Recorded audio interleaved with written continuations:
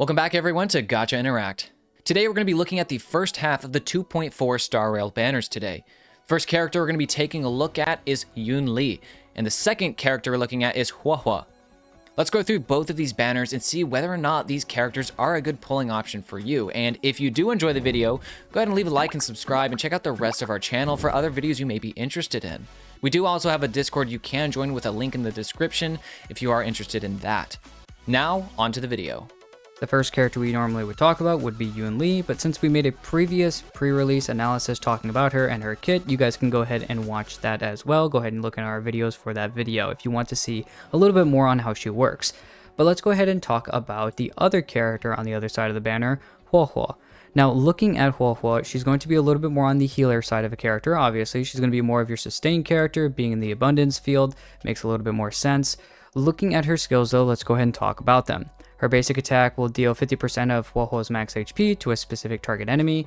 Her skill, the Talisman Protection, states that it dispels one debuff or debuffs from the single target ally and immediately restores this ally's HP to an amount equal to, these are all at level 10, 21% of Huohuo's max HP plus 560.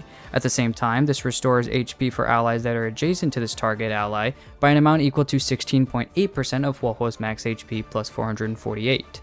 Now looking at Huohuo's ultimate, this basically just regenerates energy for all allies, excluding Huohuo herself, by an amount equal to 20% at level 10 of their respective max energy. At the same time, you will also increase their attack by 40% for 2 turns. Looking at Huohuo's talent, this states that after using her skill, Huohuo gains Divine Provision lasting for 2 turns. This duration decreases by 1 turn at the start of Huohuo's every turn. If Huohuo has Divine Provision when an ally's turn starts or when an ally uses their ultimate, it's going to restore HP for that ally by an amount equal to 4.5% of Huohuo's max HP plus 120 at level 10. At the same time, every ally with 50% HP or lower receives healing once. When Divine Provision is triggered to heal an ally, it will also dispel one debuff from that ally. This effect can be triggered up to 6 times, and using the skill again will reset the effect's trigger count. Looking quickly at her technique, basically this is just going to be an impair that you can use that at the same time when you actually are going to be hitting enemies and you're going to be kind of pushing them into the horror struck idea. As soon as you then hit them with another character or with Huohuo, there's a 100% base chance of reducing every single enemy's attack by 25% for 2 whole turns. Looking at her bonus abilities, her first one states that when her talent is triggered to heal allies, Huohuo will then regenerate 1 energy. Huohuo's second bonus ability increases the chance to resist crowd control debuffs by 35%. And her third bonus ability just states that when the battle starts, Huohuo will gain Divine Provision lasting for 1 turn. Guys, with Natlin coming up sooner than you might expect, I have one question for you. How are your savings looking? Lubar is a service that allows you to top up on Genesis crystals for a cheaper price so you can get that last minute grab of that character you've had your eyes set on. It's super easy and 100% safe because Lubar only needs your UID. No emails, no passwords. Many people have left positive reviews, and Lubar offers 24/7 live support in case you need help with any purchase. You can also top up your Star Rail account in the same way. After making a purchase, Lubar promises delivery in 30 minutes, but I got my Genesis crystals in just about 5 minutes. They have also proven themselves trustworthy through other creators like Dukaja, Jello Impact, Supera Tom, Mujin, and Tevat Times. So what are you waiting for? Use the link we have put in the description to top up today, and also thanks to Lubar for sponsoring the video. Now, back to the content. Now that we've already talked about the characters and their kits, now let's go ahead and take a look at their light cones. Looking at the light cone for Yunli, Dance at Sunset, these are going to be stated at superimposition number 1. This light cone greatly increases the odds that the wearer will be attacked and increases the crit damage by 36%. After the wearer uses their ultimate, they receive 1 stack of Fire Dance lasting for 2 turns and up to 2 stacks. Each stack of Fire Dance increases the damage dealt by the wearer's follow-up attack by 36%. Looking at Huohuo's light cone, this is called Night of Fright, and assuming this is superimposition number 1, the ability is as follows. It will increase the wearer's energy regeneration rate by 12%, and when any ally uses their ultimate, the wearer restores HP for the ally currently with the lowest HP percentage by an amount equal to 10% of the healed ally's max HP. When the wearer provides healing for an ally, it will increase the healed ally's attack by 2.4%. and this effect can stack up to 5 times and last for 2 turns. Now we're going to be taking a look and talking about our questions, basically looking at everything we've looked at so far in the video. Let's go ahead and look at these questions in our summary section. The first question is, do you need either character on your account? Really looking at which character you're going to pull if you want to and how valuable they will be specifically for your account. Now if we take a look at Yunli first and foremost, you're really going to be looking for a follow-up attack unit. Now, what I do like about Yunli is the whole idea that she has, and if you guys didn't watch the pre-release and you kind of just guys skipped over it, the basic idea behind her is basically using a kind of like counter move that she's going to be doing, basically, especially with her ultimate, going to be triggering a counter move whenever she is attacked. Doing some type of parry move is the general idea with her. So you're going for high amounts of energy, which, having characters to, give her more energy would be a good idea. There's just really good ways that she can be really good. The issue though right now that we're all a little, worrying about is that follow-up is not in a great state right now. Especially if you're not looking at other units that, aren't going to be paired with her. If you try to kind of do a full follow-up attack team, you really start to only force yourself into an idea of like only being able to be useful in the pure fiction, just because the amount of characters that you can hit, especially when being paired with Jade and characters like that. So it really just depends on what you want in your account. Do you want another follow-up attack unit? Do you want to pair 2 follow-up attack units together? Then Yunli might be someone that you can go after. But her value kind of almost depletes when you kind of look outside of that. Now, she is a good destruction unit, and she does have some good damage, and especially I do like the idea that she taunts everyone, so healers and shielders won't have to work as hard. Basically, they're only working to just heal the one character, so your other characters aren't really getting hit too much, which is extremely good because of Yunli kind of basically forcing everyone to kind of focus on her to take all the damage. Now, because of that, though, that means that you are going to have to focus and make sure that Yunli does stay alive, because she'll probably be your only damage dealer, and she'll probably also just in general make your team kind of fall apart if she does die. So keeping that in mind, you're going to kind of want to watch out for her as a character.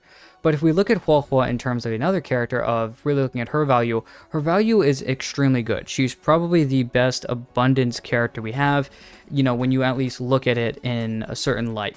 In my personal opinion, yes, you have characters that are in the abundance, element already, and you can kind of already go down that path and look at the different characters.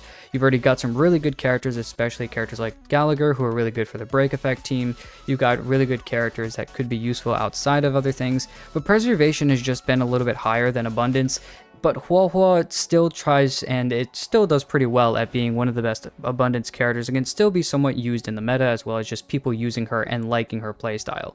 I do think that there's some really good things that she has with her, some debuffs and stuff like that, as well as her healing, so she's a great character. And if you do need somebody that's just going to be a really, really solid healer, especially for DOT teams that I've known, you're probably going to be looking for Huohuo in the future. If you're not looking to pull someone else, then Huohuo is actually a very good idea to pull. Looking at our next question, we ask, what kinds of teams are you trying to build?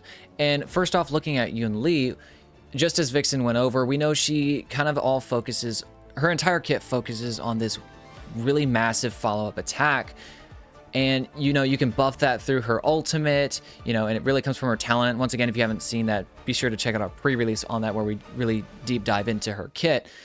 But, like Vixen was saying, follow-up is just in a weird state, and it's not the character's fault. It's more or less that follow-up needs some help. And I think most of us, if not all of us, can agree with that. So if you're trying to focus on what's meta in your team building and thinking in the sense of like what you want to do for end game, Yunli may not be what you want to go after. And who knows, she could, just be incredibly powerful, kind of like Navia is for Genshin, where people were doubting because Geo, but she just has really insane multipliers. And who knows, maybe that could be the case here with Yunli. We'll just have to see. But my point is, if you're focused on something like that, just know that obviously she's going to be very, very good for pure fiction that really likes to focus on follow-up attack damage specifically. And if you've already built other things on your account, like the DOT teams with Kafka Black Swan, maybe you have, some other DPSs and you've really hyper built their teams and you've got perfect teams there. You've kind of been playing since day one and you still don't have a follow-up type team, then I think that's something you totally would have fun going after. Because if you do invest in it, as with most things, given the proper investment, they will perform at least in a viable sense. and if anything, just be a lot of fun to use. So if follow-up is something that looks really fun to you, I think Yunli is a character you're just really going to enjoy playing. Now, when looking at Huohuo, she, yes, is an abundance character, and also, as Vixen stated, preservation has a little bit of an edge over abundance just by nature. You know, with the game being a turn-based game, you have to take damage in certain instances, laying aside the, you know, speed type teams that use some imaginary characters, and you're able to like slow down the enemy so much and increase your speed so much that they just can't take a turn. You know, laying that aside, preservation is just so nice because of the nature of a turn-based game, and the characters in preservation that are limited 5 stars are just pretty broken characters. So when looking at abundance just has a hard time competing, and who knows, maybe they'll add some new characters that will shine even more. And like Vixen stated, I think in the abundance roster, Huohuo is arguably at the top. In my opinion, I would put her at the top as well, just because not only is she an awesome healer for your team, like a really good one, but she also is providing some pretty substantial buffs, almost on par with some Harmony units. I mean, with her ultimate, you're getting like 40% attack if you level this to 10, on top of healing. You know, you're healing in the skill. Huohuo is just a very comfortable character and a very safe, easy pull, no matter really what your account looks like, because she's going to buff pretty much any team where the characters are dealing damage based on their attack, which already covers most of the damage dealers in the game. And that also works for the DOT team. She's actually one of the best sustain units to use in the Kafka Black Swan DOT team, just because you don't care about crit in a DOT team because DOT doesn't crit. So the attack buff that Huohuo gives in that scenario is actually really, really good. And also you have a sustain on the team already, so you can focus more on either another Harmony unit, like maybe Robin, for example, or even just another damage dealer, whether that's Gwenaifen with your Black Swan and Kafka, or the character coming up that might be Jiao Cho. So overall, Huohuo is a very good character. I think she's always worth the pull, no matter really what your account looks like. I don't think you can go wrong with her. Now let's take a look at the light cones. Looking at both the light cones, obviously, you know, you're not going to be losing to a light cone that you're not going for. It's not like Genshin or anything like that, and you're not going to be really going for these light cones outside of the characters.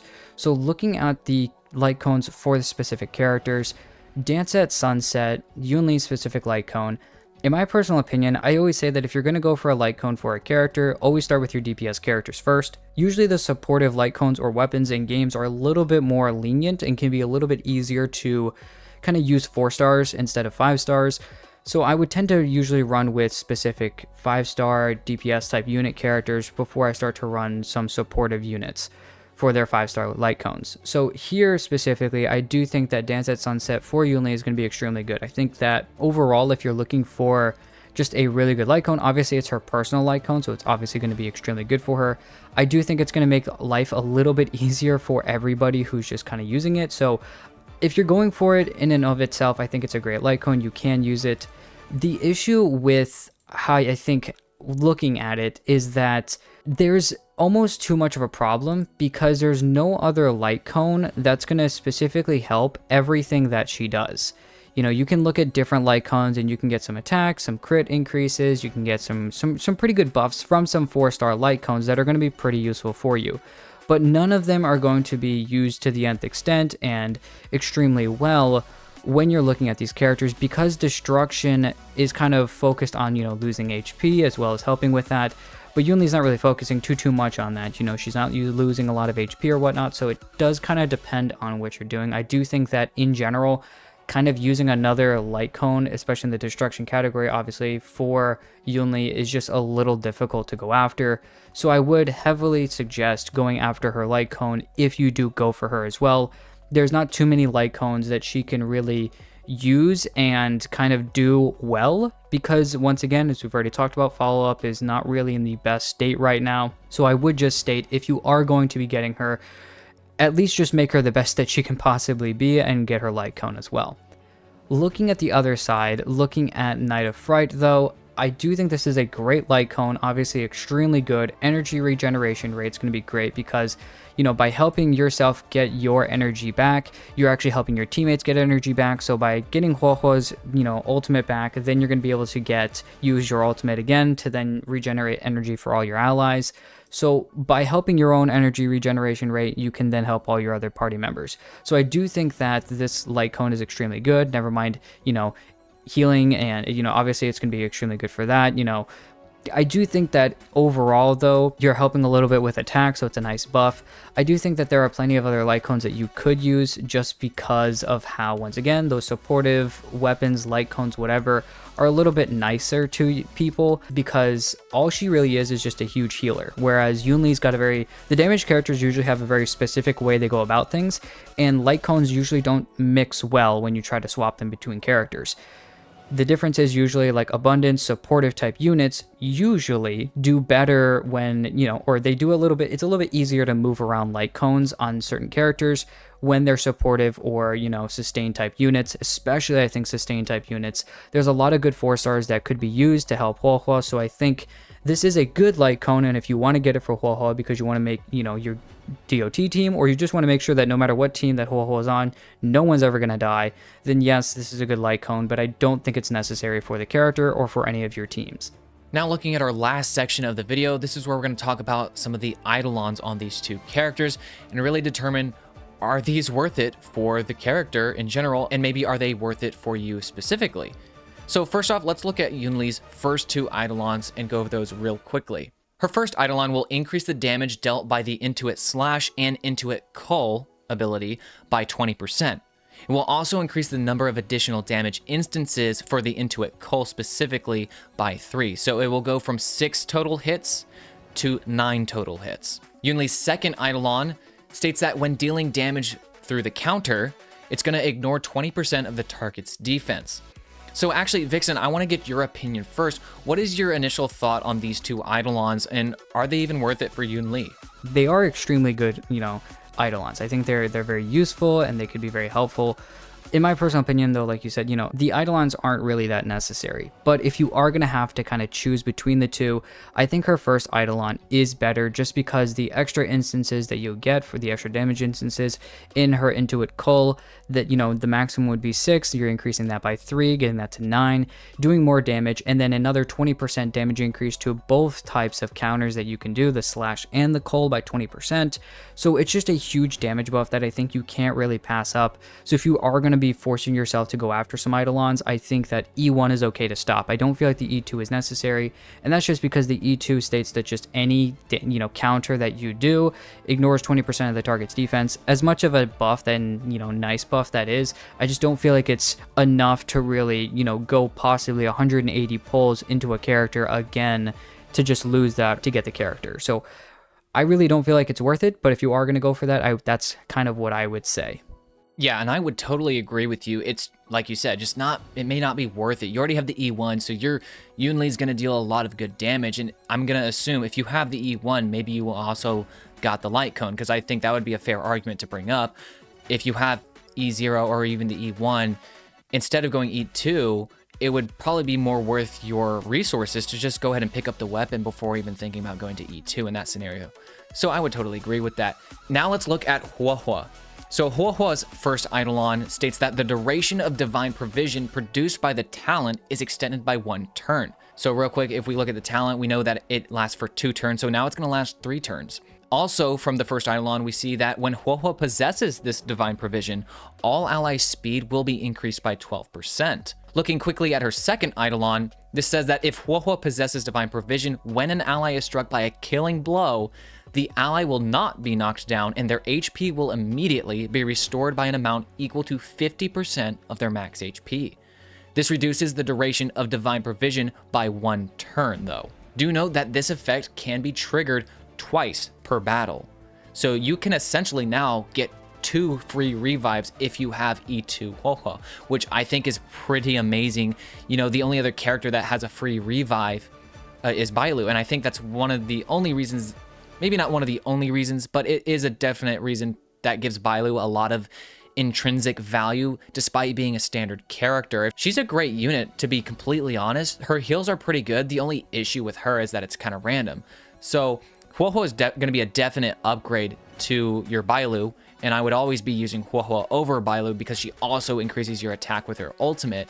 But when looking at these Eidolons, her first one is pretty okay. I wouldn't, focus on the E1. I would say that if you're going for E1, you need to get the E2 because you're already there, because the E2 is just kind of crazy. I mean, you're getting 2 free revives, and it's not like you're just reviving the character to 1% HP.